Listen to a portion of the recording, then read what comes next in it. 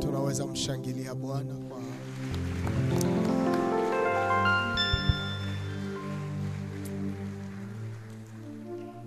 takusi. Unaweza chukua nafasi, unaweza. Nous allons devoir récupérer nos places respectives.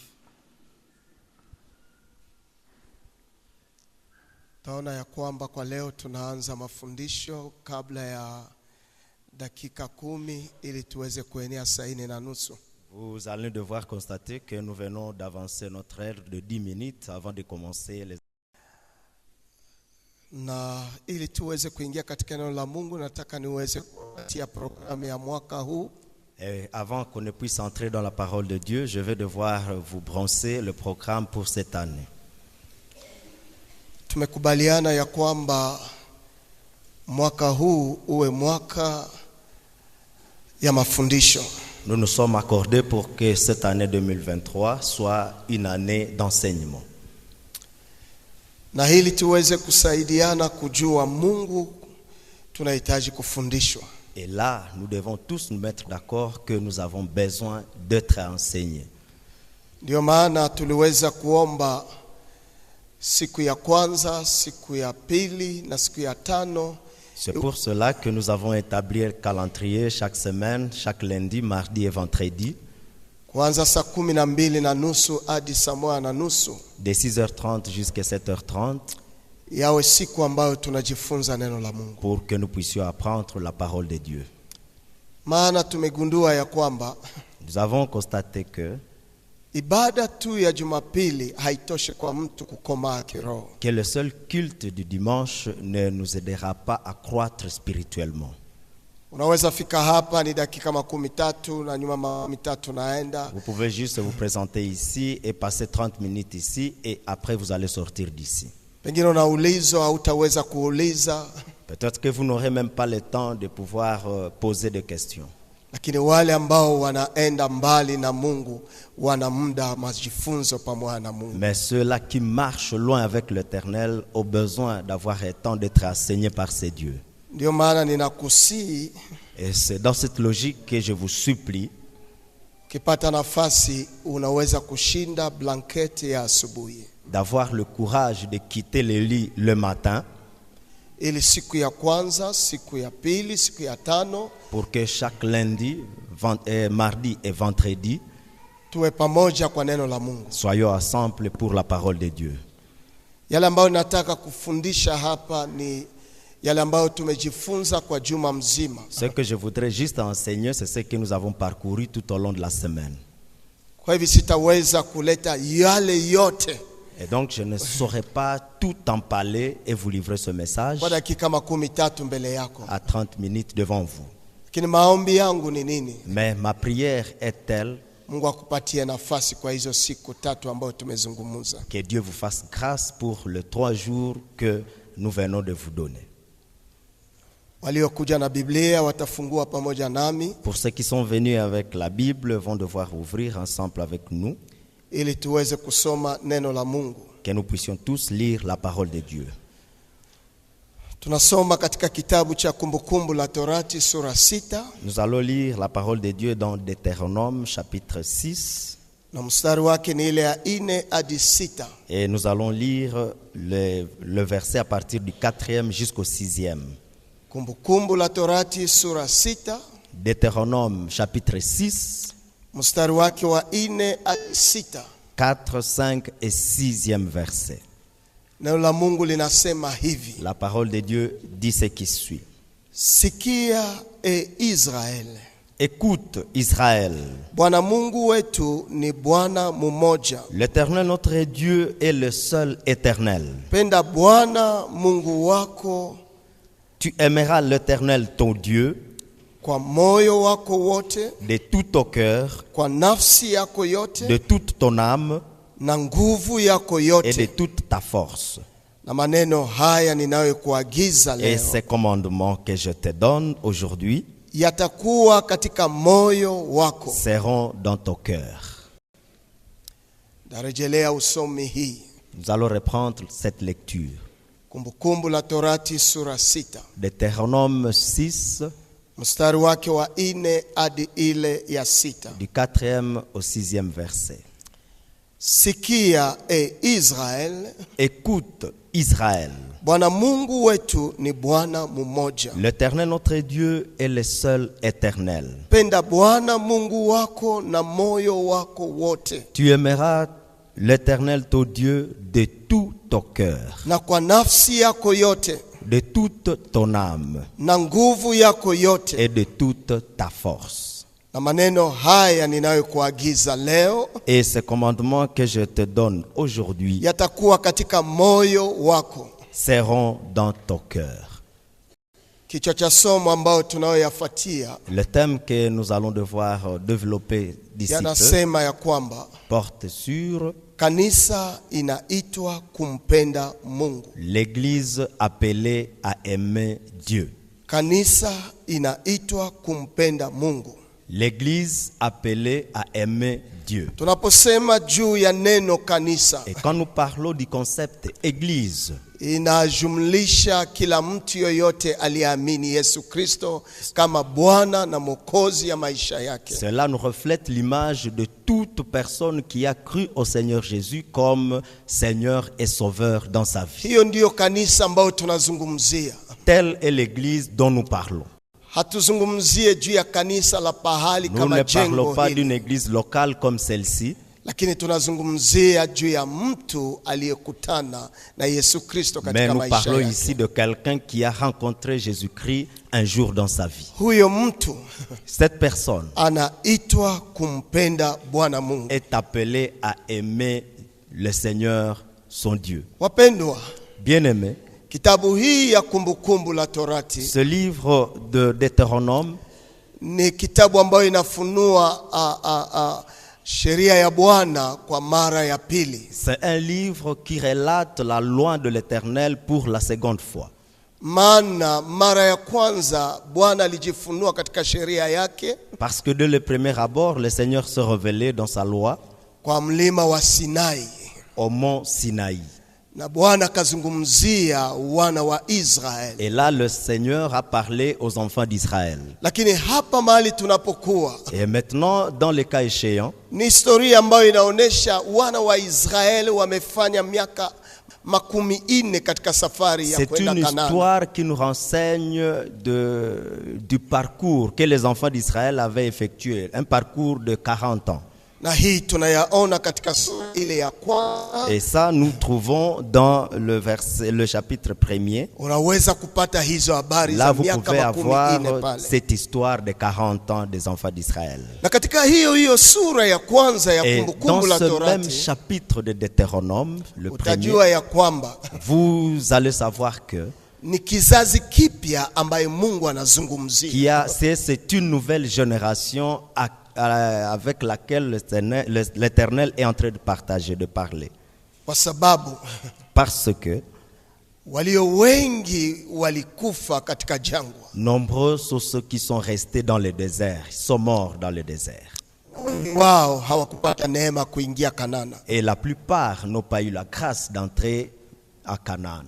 Kwa hiyo sura ya kwanza kitabu ya kumbukumbu la Torati Et dans le chapitre 1er de Deutéronome, utaona jinsi gani wanazungumzia tu Yoshua na Kalebu kwa wale waliotoka Misri. vous allez juste avoir l'image de l'entretien ou de la parole qui concerne Josué et Caleb. Ni wale ambao walitoka Misri Sont waliobaki ces katikati ya deux- miongoni ya walio wengi. Ces deux sont venus de l'Égypte pour Canaan et sont les seuls qui sont restés. Na pia wanazungumuza juu ya kizazi kipya. Et là, on parle d'une nouvelle génération. Watu waliozaliwa katika njia, tous ceux qui ont été nés lors du parcours du na alafu désert, wanataka kuingia katika nchi ya et ahadi. ceux et qui voudraient juste entrer dans la terre promise. Acha niweke pale nanga kidogo. Nous voulons juste insister là-dessus. Biblia inasema heri mwisho kuliko mwanzo. La Bible nous dit chaque fois, vaut mieux la fin que le début. Voilà. Heri mwisho Vaut mieux la fin kuliko mwanzo. que le début d'une chose. Wengi walianza safari ya kwenda Kanana, La plupart ont commencé le voyage d'aller à Canaan, lakini wengi wao walilala kwa jangwa. mais autant ont succombé dans le désert. Wawili tu Seuls les deux ambao waliweza kufika huko, sont arrivés à Canaan. kwa wale walioanza safari pamoja. Parmi tous ceux qui ont commencé le voyage ensemble. Neno la Mungu linasema kulikuwa Joshua Et la Bible nous renseigne qu'il y avait Josué na kulikuwa Caleb et qu'il y avait aussi Caleb na kizazi kipya. et la nouvelle génération. Maombi yangu kwako na kwa mimi binafsi, Ma prière pour vous et pour moi personnellement, tumefanya vema kuanza safari ya kwenda c'est que nous mbinguni, avons bien fait de commencer ce voyage d'aller au ciel lakini ensemble, Mungu atupe mwisho njema, mais que Dieu nous donne une fin maana hiyo heureuse. ndio kitu kia maana kuliko Et yote. telle est l'importance parmi toutes les autres Na hata choses. wale ambao wanaanza mambo ya kukimbia kwa mchezo wa kukimbia, Même pour ceux-là qui sont dans la concurrence des courses, yule ambaye anapata taji ni yule aliyefika kwa mwisho. c'est lui qui a le trophée et c'est lui qui arrive juste à la Haijalishe fin. namna gani ulianza, lakini kufika kwa mwisho ndio kitu kia N'a maana. déplaise de quelle manière vous avez commencé, mais ce qui compte mieux, c'est que vous avez Haijalishe atteint l'objectif. mchoko ambao ulikutana nayo, lakini kufika kwa mwisho ndio Peu kitu kia importe la maana. fatigue que vous avez connue, mais la fin va devoir vous justifier. Ndio Mungu anaambia Musa azungumuze na hawa Et watu, c'est ce que Dieu interpelle à Moïse de parler à ces gens, wale ambao wanataka kuingia. à ceux-là qui voudraient bien entrer à Canaan. Na utajua kitabu hii ya Kumbukumbu la Et ce Torati que vous devez savoir, c'est que ces livres de Deutéronome ni maneno ya mwisho ya Musa, sont les dernières paroles de kwa Moïse, sababu Musa naye alilala. parce que Moïse lui-même a succombé. Sasa Mungu akasema, sema na wana wangu. Et là, maintenant, Dieu lui ordonna de parler aux enfants d'Israël. Verse ya 4 nasema, Le 4e verset nous dit ce qui suit. sikia Israel, Écoute, Israël, Bwana Mungu wetu ni Bwana mmoja. l'Éternel, notre Dieu, est seul éternel. Tunasoma ambayo inasema kumpenda Mungu. Nous avons un thème qui nous parle d'aimer Dieu. Kwa hivyo tunahitaji kujua huyo Mungu. C'est que nous avons intérêt à savoir, à connaître ce Dieu, Yeye ni Mungu mmoja qu'il est le seul éternel na yeye ni Bwana mmoja. et qu'il est le seul Seigneur. Wanatumia maneno mawili katika tafsiri ya Swahili yangu. Il est utilisé deux concepts dans la traduction swahili. Sikia Israel, Écoute, Israël, Bwana Mungu wetu l'Éternel, notre Dieu, ni Bwana mmoja. est le seul éternel. Wanatanguliza na neno Bwana a- Mungu wetu. On a précédé de concept l'Éternel, notre Dieu. Aha, Bwana na kisha wanasema Mungu, On a commencé par le Seigneur et on y a adjoint Dieu. na kisha wanasema ni Bwana mmoja. Et on va devoir conclure soit disant il est le seul éternel. Nataka kusema nini? Qu'est-ce que cela veut dire? Yeye ni Mungu ambaye anatawala, Lui est le Dieu qui domine. lakini ni Mungu mmoja, Mais c'est le seul Dieu. ni Bwana mmoja. C'est le seul Seigneur. Kwa hivyo tukiingia katika maisha ya Kikristo, Et si nous pouvons entrer en profondeur dans la vie chrétienne, tunaenda acha maisha yetu chini ya mamlaka ya yule anayetawala. nous allons déverser toute notre vie sous la domination de celui qui Yeye domine, ni Bwana, lui qui est Seigneur, lakini si Bwana peke yake, mais il n'est pas seulement Seigneur, ni Mungu wangu. mais il est Haleluya. éternel, mon Tena Dieu, Bwana Mungu. mais aussi Haleluya. le Dieu éternel. Hapa Musa anataka kusaidia wana hawa Ici, Moïse voudrait bien aider ses enfants ili d'Israël wajue ya kwamba pour qu'ils comprennent maisha yao haitakuwa tena yao, que leur vie ne dépendra plus d'eux, itakuwa maisha ambayo ina Bwana anayeyaongoza, mais ça sera une vie qui dépendra d'un éternel qui dirige ambaye cette. anatawala maisha C'est yao. lui qui domine la vie de ses Lakini enfants. huyo Bwana Mais c'est Dieu anatofautikana na wabwana wengine. est trop Haleluya. différent des autres divinités. Yeye ni Mungu Lui, il est Dieu. Anatofautikana na wabwana wengine. Il est trop différent des autres divinités. Seigneur. Merci beaucoup. Des autres seigneurs. Maana kulikuwa wabwana ambao Parce walikuwa qu'il y wanatawala avait watu. des seigneurs qui étaient en train de régner. Lakini huyu Bwana Mais c'est Dieu. ambaye Mungu anasema sikia, C'est Seigneur à qui Israel, il est dit écoute, ô Israël, Bwana Mungu wetu l'Éternel notre ni Bwana Dieu mmoja. est le seul Dieu, le seul Seigneur. Ndio ukiona kwa verse ya 14. Et donc, si vous pouvez voir aussi au verset 14, Msifuate miungu mingine, vous n'irez point après d'autres dieux, ya miungu ya mataifa wanaowazunguka nyinyi. d'entre les dieux des peuples qui sont autour de vous. Kwa neno ingine anataka kusema nini? En d'autres termes, qu'est-ce qu'il veut dire? Hamuhitaji kunichanganya na miungu ingine. Vous ne pouvez pas me partager avec d'autres divinités. Lakini yeye ni Mungu mmoja. Mais lui, il est le seul Na Dieu. ni Bwana mmoja. Il est le seul Seigneur. Na Mungu alijua hawa watu Et Dieu a su que ces kwa gens, urahisi wanaweza kumchanganya na miungu ils ingine. peuvent le partager avec les autres divinités très facilement. Ndio anasema msinichanganye. Et là, il a demandé à ce que ces enfants d'Israël ne puissent pas le mélanger avec d'autres dieux. Msifuate miungu mingine Vous n'irez point après d'autres dieux, na miungu wa mataifa wanaowazunguka nyinyi. d'entre les dieux des peuples qui sont autour de vous. Kwa nini? Pourquoi? Verse 15. Le verset 15. Maana Bwana Mungu wako Car l'Éternel ton Dieu katikati yako ni Mungu mwenye wivu. était Dieu jaloux au milieu de toi. Mungu hahitaji tuwe na miungu ingine, Dieu ne veut pas que nous puissions avoir d'autres dieux. kwa sababu yeye ana wivu pamoja Parce nasi. que lui, c'est un Dieu jaloux. Hagawe umungu wake na miungu Il ne ingine. partage pas sa divinité ou sa seigneurie avec d'autres seigneurs. Namna gani d'autres dieux. tunaweza kuwa na miungu Et ingine? comment est-ce que nous pouvons avoir d'autres Kwa dieux? sababu unaweza kusema mimi sina miungu Vous pouvez vous ingine. dire simplement que vous n'avez pas un autre Dieu. Unaweza kusema mimi sina sanamu. Vous pouvez dire que je ne me taille pas aussi une idole. Lakini sikia mpendwa, Mais comprenez, bien-aimés, kuwa na huyu Mungu nataka kusema nini? avoir ces Ces dieux, dieux, qu'est-ce que cela veut dire? Ni Mungu ambaye unaweza kumtegemea C'est un Dieu à qui vous pouvez vous appuyer, vous na confier. kuamini ya kwamba yeye ndiye anatosha Et kwako. avoir la foi que c'est lui seul qui suffit. Ni pour toi. kweli saa ingine hauna miungu C'est ingine, vrai que vous pouvez ne pas avoir lakini d'autres dieux, tegemeo yako yanaweza kuwa miungu kwako. mais ta tendance ou ta confiance peut faire à ce que tu aies d'autres dieux.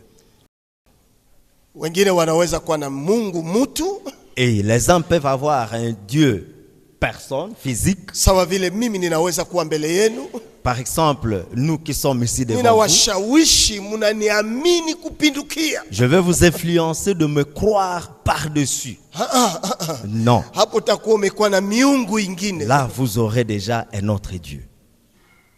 Na hii inanasa walio wengi Et wetu. cela rend captif plusieurs. Hana uhuru ya maisha ya Kikristo, Ils n'ont pas la liberté de la vie chrétienne maana anategemea imani yake kwa mtu, parce qu'ils s'appuient sur un homme. na par la amegeuza foi. huyo mtu kuwa Mungu Et ils ont kwake. transformé cette personne d'être un Dieu. Ndio maana auprès d'eux. Biblia inasema Et hivi, c'est là que même la Bible dira alainiwe anayetegemea que mwanadamu. maudit soit celui qui se confie à l'homme. Haleluya. Alléluia. Nimepata neema kufika pale Ngwanzu pale Chine. J'ai eu le temps d'être en Guangzhou au niveau de la Chine. Nimeona ndani ya mabutike mbalimbali, ndani ya duka nimeona miungu. Nous avons trouvé dans des boutiques, dans certains magasins, il y a des dieux. Nimeona miungu. Nous avons vu des dieux, Hii miungu tembo des dieux éléphants.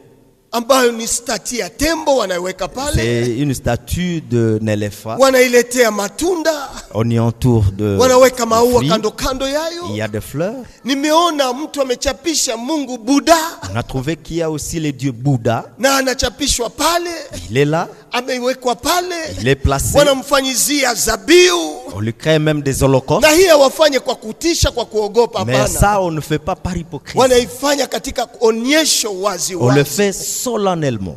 Na lingine unaona nyoka. Et autre part, vous allez trouver le Mwingine serpent. anaamini nyoka. Il croit à ce Na serpent. mwingine unamuona anakuwa na aigle. D'autres encore, oh l'aigle. Anaamini hiyo kuwa Mungu Il wake. croit même à cet aigle comme étant Yanaweza son Dieu. wezekana hata katikati Cela yetu. peut être possible même parmi nous, Kuna watu wana miungu ingine qu'il y a même certains qui ambao ont d'autres wanataka dieux kumshirikisha pamoja na et Mungu qui wa voudraient bien mbinguni. le partager avec ces dieux suprêmes. Hapana. Et non, Tuna Mungu mmoja nous tu. n'avons qu'un seul Dieu. Na ndiye Bwana Et anayetutawala. c'est lui le Seigneur qui nous domine. Hatuwezi kuwa na miungu Nous ne miwili. pouvons jamais avoir deux dieux. Kuna wengine unaweza kuona kitu ambayo yeye mwenyewe aliuza kwa mikono Il y a yake. même certains que vous pouvez trouver, acheter même une chose eux-mêmes, Anaifanya kuwa Mungu kwake. et qui vont devoir la transformer Sikia à un Dieu. mpendwa. Écoutez, bien-aimés, Tunapasha kumpenda Mungu na moyo wetu nous wote. devons aimer notre Dieu de tout notre cœur. Tunapasha kumpenda Mungu na roho yetu yote. Nous devons aimer notre Dieu de tout notre cœur. Ndio maana Biblia inasema hivi. Et c'est là que la Bible dira, Sikia Israel. écoute, Bwana Israël, Mungu wenu ni Bwana mmoja. l'Éternel, notre Dieu, est le seul éternel. Na tunaitwa kujua huyu Mungu ambaye tunamfuata. Et nous sommes appelés à connaître ce Dieu que nous suivons, Maana picha zake yanaonekana katika verse ya 15. parce que son image est reflétée dans le verset 15. Maana Bwana Mungu wako katikati yako ni Mungu mwenye wivu. Car l'Éternel, ton Dieu, est un Dieu jaloux au milieu de Ni toi. Mungu mwenye wivu. C'est un Dieu jaloux. Haiko Mungu sawa gizo unaweza kufikiri. Ce n'est pas un Dieu de la manière que tu peux te Ana wivu représenter, na wewe. mais c'est un Dieu Ana qui est wivu na jaloux mimi. du milieu de toi. Ana wivu na mimi. Il est jaloux à ton égard et à mon égard. Wivu hii Et cette jalousie, mara nyingine yanafikisha Mungu kuweza kutoa kasirani yake juu yetu. deux fois, peut amener à Dieu de s'enflammer contre nous. Na Biblia inasema C'est là que la Bible dit. kasirani ya Bwana Mungu wako isiwake juu yako, La colère de l'Éternel, ton Dieu, s'enflammerait contre toi naye anakuharibu toka juu ya uso wa et nchi. il t'exterminerait de dessus la terre. Hiyo kasirani inatokea juu ya nini? D'où vient cette Kwa colère? sababu upendo wako inapoanza kudidimia mbele ya huyo C'est Mungu, parce que quand ton amour commence à s'affaiblir en face de ces dieux, unaweza kuanguka kwenye mkono wa wivu wake. tu peux tomber juste dans la colère Na de ces wivu dieux-là. huu, la Et, jalousie. et cette jalousie-là, Ambayo Bwana anaweza achilia juu yako, que Dieu peut déverser sur yanaweza toi, kuleta hasira ya kukuangamiza. peut venir de la colère qui va devoir s'enflammer sur toi et te consumer. Maombi yangu kwa sehemu hii ni Ma nini? prière à cette place, à cette partie est laquelle? Usigawe Mungu Tu ne dois pas partager ce na Dieu miungu. avec d'autres dieux. Nguo yako isikuwe ndani Que ton pied ne soit pas à l'intérieur na isikuwe nje, et à l'extérieur kwa au sababu même Mungu moment. ambaye tunayemfuata Parce que ce Dieu que nous suivons, ni Mungu mmoja. c'est un Dieu, le seul Dieu. Hagawe utukufu wake. Il ne partage jamais Na sa gloire miungu. avec d'autres dieux. Na wakati unaweza tembea hivyo, Et quand vous devez marcher de cette hasira yake manière, yanaweza kuwa juu sa yako. colère peut s'enflammer contre toi.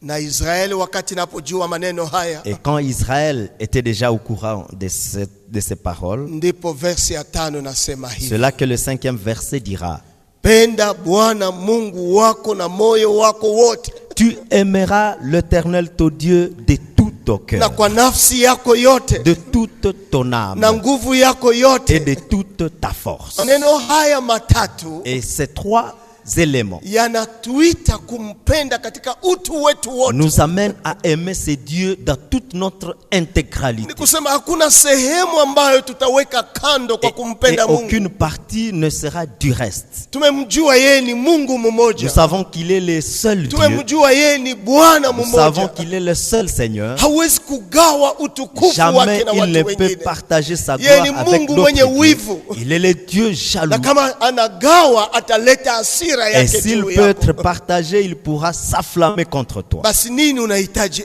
Israel? Oh Israël. Verse 5 nasema penda Bwana Mungu wako Au verset 5, il est dit, tu aimeras le Seigneur na moyo ton Dieu wako wote. de tout ton cœur, Mtu anaumbiwa na sehemu tatu kubwa. Dans sa création, l'homme a 3 grandes parties. Sehemu ya kwanza ni moyo. La première partie, c'est le cœur. Sehemu ya pili ni nafsi. Le deuxième, c'est l'âme. Sehemu ya tatu ni mwili. La troisième partie, c'est le corps. Na hapa Biblia inatuonesha roho. Et ici, la Bible nous parle du cœur, Inatuonesha moyo, nafsi. nous parle de l'âme, Inatuonesha nguvu. nous parle aussi de la force. Hiyo nguvu inajumlisha mwili. Cette force équivaut au corps. Alafu kupenda Mungu ni kusema. Alors, aimer Dieu, qu'est-ce? Ni kujiabandone S'abandonner, c'est livrer. par entière kwa volonté yake. C'est se livrer en part entière à la volonté de Dieu. Ukiishi hiyo maisha ya kuachilia maisha yako yote, Et si vous vivez cette vie d'abandonner toute votre vie à Dieu, unaiacha chini ya mapenzi yake, vous l'abandonnez sous la volonté de Dieu, hapo unampenda Mungu. là vous aimez Dieu. Na wanapozungumuza kibiblia juu ya moyo, Et quand on parle dans la Bible ici pour ce qui est cœur, du cœur, wanataka kuonesha sehemu ambapo mnakutaka ya mtu.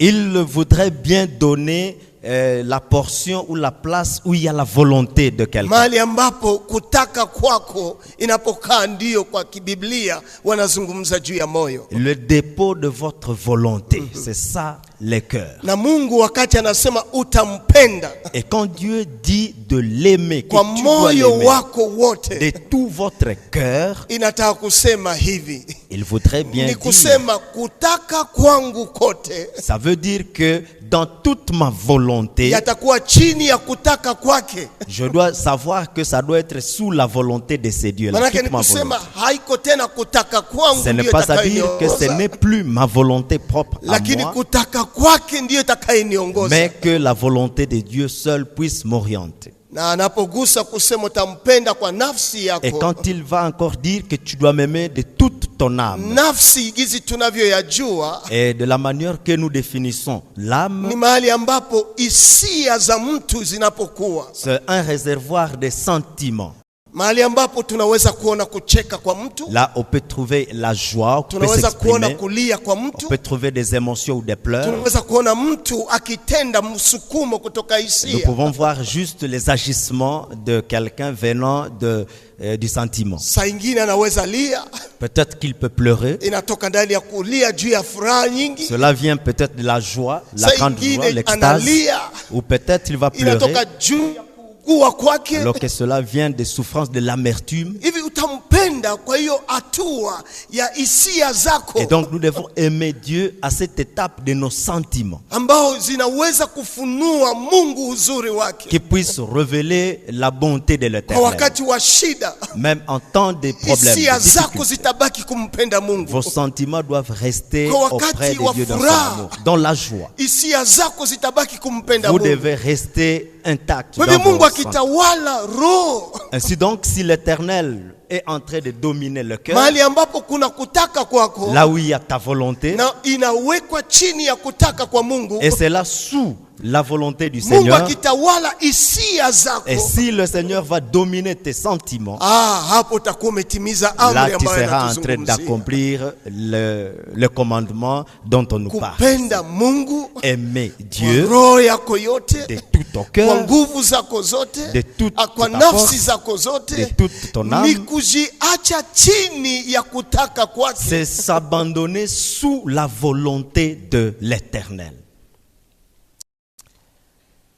Na ndio naona verse ya 6 anasema hivi, Et c'est là même qu'au verset 6 le dira ce qui suit. na maneno haya ninayokuagiza leo Et ces commandements que je te donne aujourd'hui yatakuwa katika moyo wako. seront Haleluya. dans ton cœur. Maneno hii ambao ninakuzungumzia Ces leo commandements dont je vous parle yatakuwa aujourd'hui kwenye ambapo volonte yako iko, seront là que ta volonté se yatakuwa trouve. kwenye ambapo kutaka yako iko. Sera là que ton cœur Aha. se trouve. Ndio maana unaweza na verse ya 7 hadi ile là. verse ya 9. C'est là que même au verset 7 jusqu'à 9, Hapo vous nitaeleza apprendrez tu que yale ambayo yanapatikana pale. nous allons seulement parler de ce qui se trouve là-bas. Anakuambia utafundisha maneno haya kwa bidii kwa watoto wako. Tu les inculqueras à tes enfants. Na utayasema kwa wakati unapoketi, Et tu en parleras quand tu seras dans ta maison, unapoketi nyumbani mwako, wakati unapotembea njiani, quand tu iras en voyage, wakati unapolala, quand tu te coucheras wakati unapoamuka. et quand tu te Pia leveras. nini anatia insistance hii? Mais pourquoi il Ni insiste? kusema hii itakuwa maisha ya Cela kila veut dire que siku. ça sera une vie quotidienne. Nikiwa nyumbani, Étant à la maison, ninakaa assis à la maison, upendo wa Mungu kae ndani dire mwangu. l'amour de Dieu en moi. Nimpende Mungu ndani mwangu. J'aimerais le Dieu en moi. Nikitembea, En marchant, nimpende Mungu ndani mwangu. je dois aimer Dieu. Nikilala,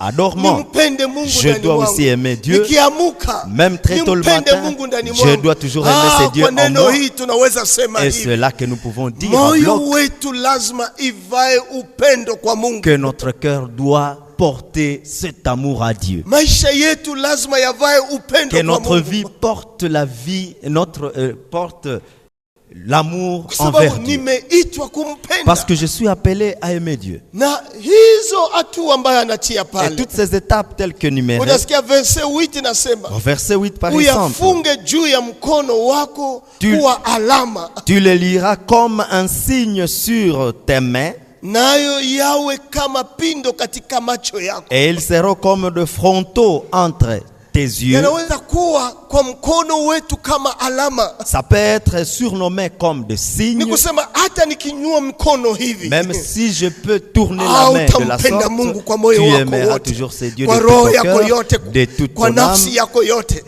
Jua ya kwamba Mungu ni mmoja et à savoir qu'il n'y a qu'un seul Dieu. na ana wivu juu Et yangu. que c'est un Dieu Ni jaloux. Mungu ambaye anataka niishi pamoja C'est un naye. Dieu qui voudrait que je reste toujours avec lui. Unaelewa hiyo maneno? Est-ce que vous comprenez cette parole?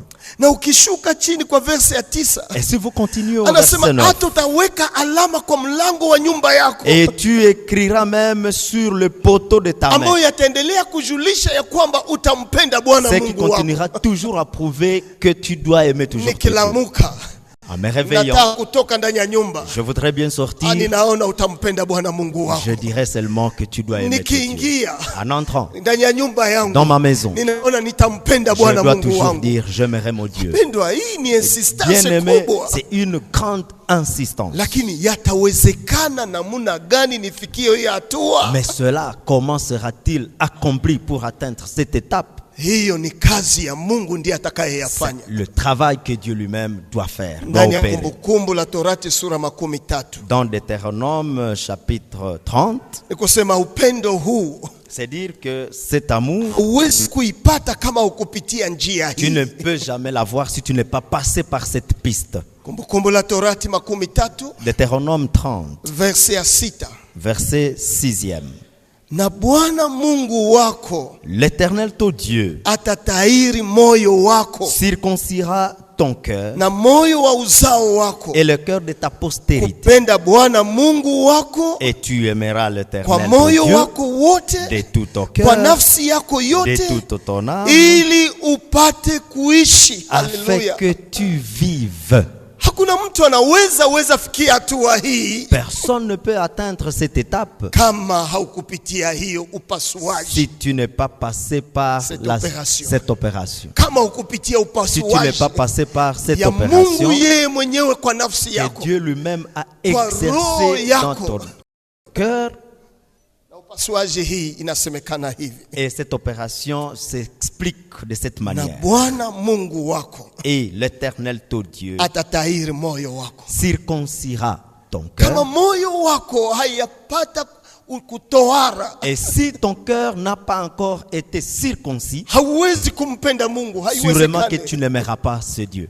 Na hii ni upasuaji wa kiroho. Et c'est une opération spirituelle. Mungu yeye mwenyewe anaifanya ndani ya Dieu maisha lui-même yetu. l'exécute dans notre vie. Circoncision spirituelle. La circoncision spirituelle. Ilifanyika juu ya nini? Pourquoi cette Ni circoncision ili spirituelle? ituingize katika agano la Abraham. C'est pour Haleluya. nous implanter dans l'alliance d'Abraham. Maana Abrahamu Mungu alifanya agano naye Parce que Dieu a conclu une alliance avec Abraham. kwa njia ya kutahiriwa. C'était par cette voie de circoncision. Wakati wanapotoa ngozi juu ya mwili ya C'est mtu quand on arrache une partie du corps de na quelqu'un. damu inaporuka Et chini, quand il y a déversement du sang, inaondoa hasira ya Mungu. cela ôte la colère de Dieu. Ni hivyo Kutoka inatuambia Et c'est Comme ça, de cette façon que Deutéronome, Exode plutôt, nous inatuambia explique. katika hiyo agano De cette alliance, ya kuingizwa ndani ya agano ya imani ya Abraham, d'être greffé dans cette alliance de Dieu avec ndio Abraham. Mungu anasema mimi mwenyewe nitatahiri mioyo C'est yenu. là que Dieu lui-même dira qu'il va circoncire nos cœurs. Kama mioyo yetu Vos cœurs. haiyakutana na hiyo C'est dire que circoncision, si nos cœurs n'ont pas encore rencontré cette circoncision, hakuna gisi uweze kumpenda Mungu. jamais on ne peut aimer Dieu. Dini bila circoncision spirituelle, L'église sans la circoncision ambayo spirituelle, ni circoncision ya moyo, qui est une circoncision du cœur, itazaa tu dini. doit produire toujours l'église. Hauwezi kupenda Mungu giza nataka. Vous ne pouvez jamais aimer Dieu Hauwezi de la manière kuelewa qu'il Mungu attend. gizi ni Vous ne Mungu mwenye pouvez jamais wivu. comprendre que ce Dieu est le Dieu jaloux. Hauwezi kuelewa gizi hauhitaji Vous ne kupartager pouvez maisha jamais yako comprendre na que vous miungu êtes ingine appelé na Mungu à ne aliye pas hai. partager votre vie avec les autres dieux, Lakini kupitia circoncision mais hii, au travers de la circoncision ndio de Dieu lui-même, itatuleta kumpenda Mungu c'est là que nous devons Kwa être moyo amenés wetu à wote. aimer Dieu de tout notre cœur, kwa nafsi yetu de yote. toute notre âme. Kwa hivyo wapendwa ambaye mko Si hapa, bien aimés tels que nous sommes ici, ulizo ni hii: la question Je, est stipulée Mungu la sorte. amesha kufanya tohara kwa roho yako? Est-ce que Dieu t'a déjà circoncis dans ton cœur? Juu watu waone sasa maji ya upendo wa kumpenda Pour Mungu que les natoka gens ndani mwako. voient effectivement l'onde de l'amour qui vient de toi. Unaweza kujikaza kwa njia ya dini Tu peux t'efforcer dans la voie de religion. la religion. Merci. Hautafikia upendo wa Mungu. Vous n'allez pas atteindre l'amour de Unaweza Dieu. kujikaza kwa njia ya yale ambayo unatoa sadaka Vous zako, pouvez fournir assez d'efforts à donner des offrandes. lakini hautafikia kutoa Vous gizi n'allez pas inavyostahili. atteindre la donation de la manière Maana que Dieu yale ambayo attend. yanatufikisha kutoa gizi Parce que inavyostahili ce qui peut nous amener à donner nos offrandes ni de la wakati manière de Dieu, tumekutana na c'est circoncision quand ya nous moyo allons, que c'est quand nous avons rencontré la circoncision du cœur ambayo inatuleta kumpenda Mungu na qui moyo nous wetu amène à wote. aimer notre Dieu de tout notre cœur. Na hii circoncision Et cette circoncision ya moyo ambayo Du cœur. ninazungumza hapa, sizungumuze hii ambayo watakupeleka kwa daktari Nzanza na kukata, hapana. on ne parle pas de la circoncision telle de la manière qu'on l'effectue dans des hôpitaux. Hapana. Non. Ninazungumuza yale ambayo Mungu kazi anafanya kwa roho Et yako si nous parlons donc du travail que Dieu fait dans ton cœur ili abadilishe moyo wako pour transformer ton na cœur kuileta kwa upendo et kwake. l'amener dans son amour, Kupenda Bwana Mungu wako c'est aimer l'Éternel, kwa moyo ton Dieu, wako wote de tout ton na cœur, kwa nafsi yako de yote, toute ton âme, ili upate kuishi. afin que tu vives. Maisha yetu yanafichama katika upendo kwa Notre Mungu, vie est cachée dans l'amour envers Dieu. na upendo huu yanaanzishwa na kutahiriwa Et kwa cet roho. amour commence tout d'abord par la genèse de la circoncision. Saa ingine unaweza kusema Pastor Kalipi, Et deux fois, vous pouvez dire, Pasteur Kalipi, mbona unataka kutuzungumzia juu ya kutahiriwa? vous voulez seulement nous parler de la circoncision? Unataka turudisha katika agano la Vous voulez kale? juste nous ramener encore dans l'ancienne alliance? Sikia mpendwa ambaye uko hapa, Écoute, bien-aimé, toi hiyo qui es ici kitu présent, ambayo tumeyaona pale kwa agano la ce kale que nous avons trouvé dans l'ancienne alliance, ndio ambayo Kristo atafanya kwa agano c'est jipya, ce que même Dieu fera dans la nouvelle ndio ambayo alliance. Kristo atafanya kwa agano jipya. C'est ce que même Christ Kristo wewe, fera dans la nouvelle alliance. maana Yesu Kristo ndani mwake mnatimilika sheria na manabii. Parce qu'en Jésus-Christ s'accomplit la loi et les prophètes. Na ndani mwake mnatimilika neema ya Mungu. Et à lui s'accomplit la grâce de Dieu. Neema hii inataka kusema nini? Et que veut dire cette grâce? Ni Mungu atafanya kutahiri kwa mwanadamu. C'est Dieu qui fera la circoncision Kazi chez ya l'homme. wokovu ya mwanadamu ni Mungu yeye mwenyewe Le mwanzishaji. travail du salut de l'homme, c'est Dieu lui-même qui en est l'initiateur. Na mwagano jipya, Et dans la nouvelle alliance, Paul anazungumuza utumishi wa Yesu Kristo. Paul parlera du ministère de Jésus-Christ. Ndani ya Waroma sura 15 Et là, c'est dans Romains 15. na mstari wa 8. Et c'est au 8e verset. Neno la Mungu linasema hivi. La parole de Dieu dit ce qui suit. Waroma 15 Romains 15, mstari wa 8. le verset 8. Kwa sababu ninasema kwamba Yesu Kristo alikuwa mtumishi wa tohara kwa sababu ya kweli ya Mungu, kusudi asimamishe ahadi alizopewa baba zetu. Haleluya. Okay. Je dis en effet que Christ a été serviteur des circoncis pour prouver la véracité de Dieu en confirmant les promesses faites au Père.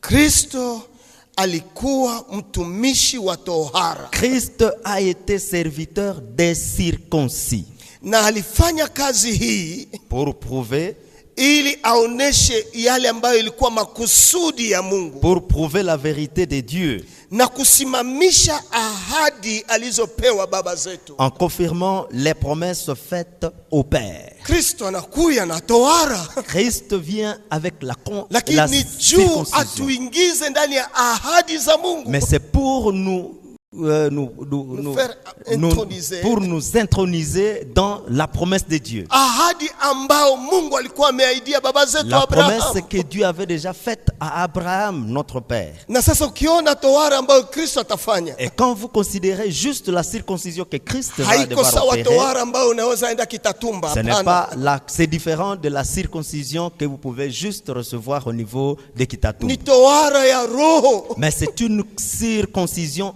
du cœur. Wakolosai sura 2. De Kolosai Colossiens 2 na mstari wa 11. et au verset 11. Wakolosai 2 Colossiens chapitre 2, mstari wa 11. le verset 11. Katika yeye mulitahiriwa, haleluya, vile Et vile c'est en lui que vous avez été circoncis kwa tohara isiyofanyika kwa mikono, kwa kuondosha mwili wa nyama, kwa tohara ya Kristo. mais de la circoncision de Christ qui consiste dans le dépouillement du corps de la chair. Hiyo ni mambo ya tradition tu, lakini neno moja tu. Dit. Kwa nani tulifanya tohara yetu? Et nous, Kwa nani de qui nous avons fait notre circoncision? Ni kwa Yesu Kristo. C'est à Jésus-Christ. Na anaifanya na kusudi, Et il le fait avec objectif. ili aondoe hiyo nyama, mwili wa nyama C'est itoke. pour seulement dépouiller du corps de la chair.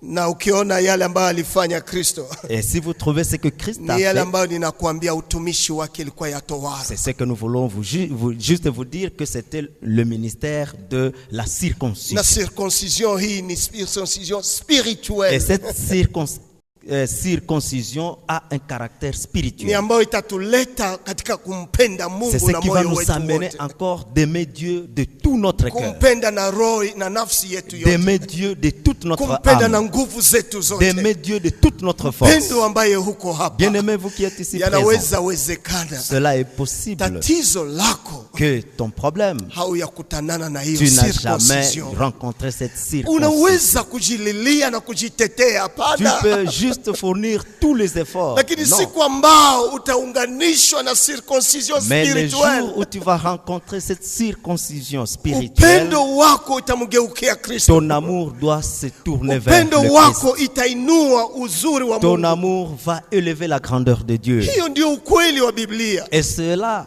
est la vérité Na de la hii ni Bible. mafundisho ya misingi ya Et Biblia. tels sont des enseignements de la base même de la Kristo Bible. alitusirkonsie Et Christ lui-même nous a circoncis. ili atuingize katika ahadi zile C'est ambayo pour- Mungu aliahidia baba zetu. C'est pour seulement nous ancrer et nous mettre dans cette promesse faite au Père. Hizi Paul alisema na Waroma Comme Paul l'avait dit aux Romains, ndani ya Waroma 15 verse ya 8, dans Romains chapitre 15 au verset 8, jinsi tumeriti hizo ahadi comme nous avons hérité ces promesses kupitia circoncision spirituelle ambayo Kristo anafanya au kwetu. travers de la circoncision spirituelle que Christ est en train d'exécuter dans notre vie.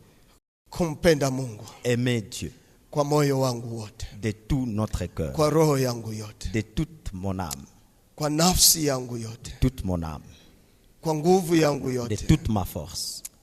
ni kazi ya Kristo. C'est le travail du Christ. Nitakuonesha hapa katika Luka sura 1 Nous allons seulement vous dire Luc 1, na mstari wake ni ile 59. Luka sura 1 59.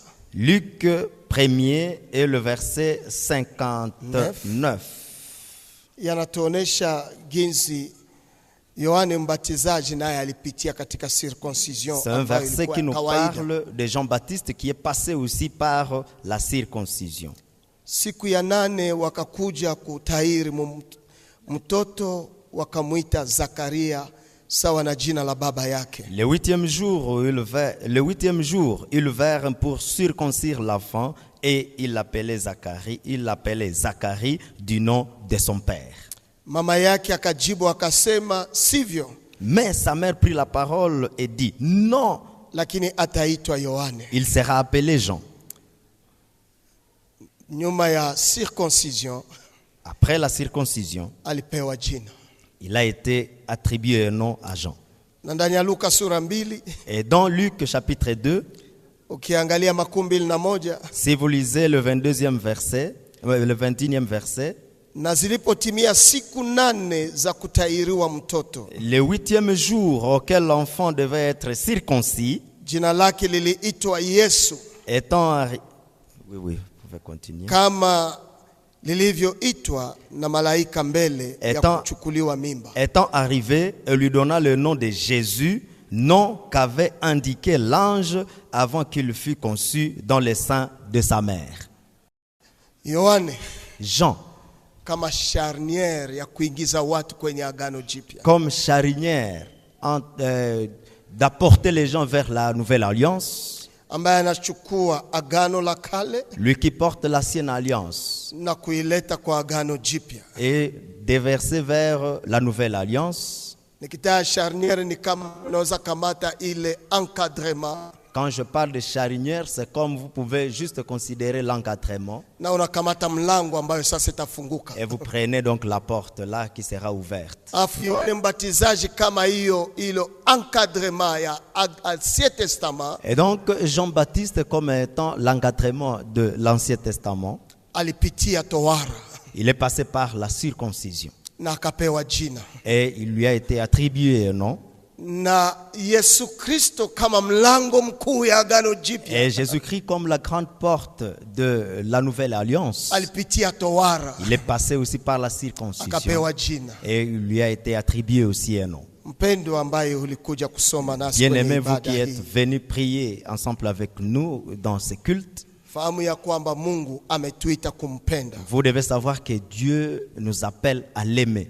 na kumpenda hii Et aimer ce Dieu, ni kumjua yeye ni Mungu mmoja c'est savoir qu'il est le seul na ni éternel Bwana mmoja, et il est le seul Seigneur. na ni Mungu ana wivu, Et que c'est un Dieu jaloux hawezi kugawa qui umungu wake, ne peut jamais partager sa divinité, hawezi kugawa ubwana wake, qui ne peut jamais partager sa seigneurie. na juu ya hii asira yake naweza waka Et pour cela, sa colère peut s'enflammer. kupitia hiyo wivu ambayo anaona hatutembei katika kumjua Mungu huyu. Passons par cette jalousie où il trouve que nous ne marchons pas selon ses exigences. Nini ambaye anangoya kwetu? Et qu'est-ce qu'il attend chez nous? Anangoya tuweze kumpenda Il n'attend que nous puissions kwa seulement moyo l'aimer wetu wote, de tout tout notre kwa cœur, nafsi yetu de yote, toute notre kwa âme, nguvu yetu de yote, toute notre force. yanawezekana Cela est possible kupitia kutahiriwa kwa moyo, par la circoncision du cœur, na hii anayafanya yeye mwenyewe, et il l'accomplit na lui-même. hiyo ndiyo Yesu Kristo alikiyafanya Et c'est ce que Jésus-Christ lui-même est venu ili accomplir aondoe hiyo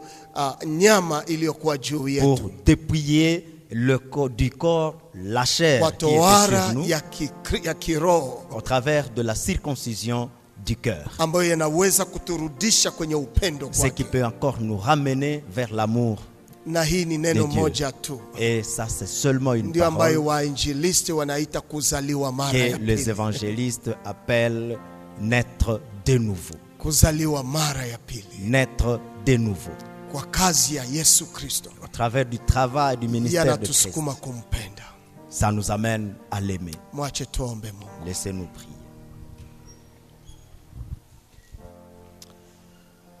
Mungu Baba yangu ya mbinguni, nasema asante kwa kazi kubwa ambayo uliyofanya juu yangu. Nasema asante kwa kazi ambayo ulifanya juu ya mpendwa hapa. Nasema asante kwa kazi ambayo ulifanya juu ya ulimwengu mzima. Ulikuja juu ya kuondoa yale ambayo yalitutenga na wewe. Kayapitia katika Bwana circoncision spirituelle. Hii ni kazi yako, sisi ni kuipokea tu Bwana. Nasema asante Yesu Kristo kutuvuta tena ili tukupende na nguvu zetu Bwana, ili utu wetu iwe yako Bwana. Saidia mtu mmoja hapa ambaye amesikia neno hii, aweze Bwana tena ukurudilia na ukutafuta, aweze Bwana ukupatia maisha yake, aweze Bwana kuamini kazi uliyoyafanya. Saidia Bwana mtu mmoja hapa, ili Bwana roho yake, nafsi yake, nguvu zake ziwe zako Bwana. Asante Bwana kwa sababu ya neno hili. Taendelea kutubariki katika ibada hii, tukiomba katika jina la Yesu Kristo. Amen. Amen.